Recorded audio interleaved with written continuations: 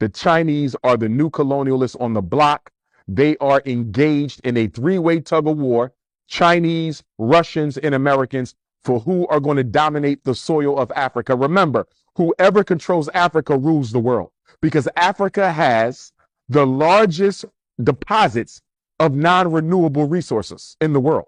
Gas, oil, gold, silver, manganese, coltan. Do you realize of the dozen or so minerals necessary to create an atomic bomb, half of them are in Africa?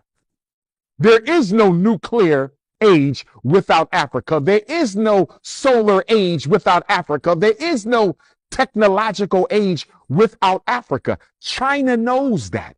And see, the reason China wants to possess herself of Africa is, number one, China is overpopulated. I've been there twice to speak to the Africans.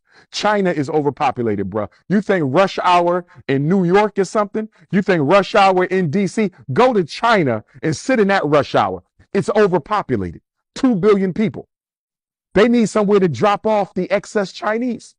Africa has undeveloped land all over the continent. It's the perfect place for China to send all of the people she needs to get rid of. Number two, China is the number one producer of cheap goods, cheap food, cheap clothes, cheap utensils, cheap devices, cheap soap, anything cheap, China makes it. They are the Walmart of the planet.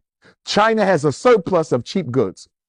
Where can I go and sell all these cheap goods that cost less than $1 so I can recoup all my money from the surplus I have? Africa. Most of the world lives off of less than $1 a day. The world.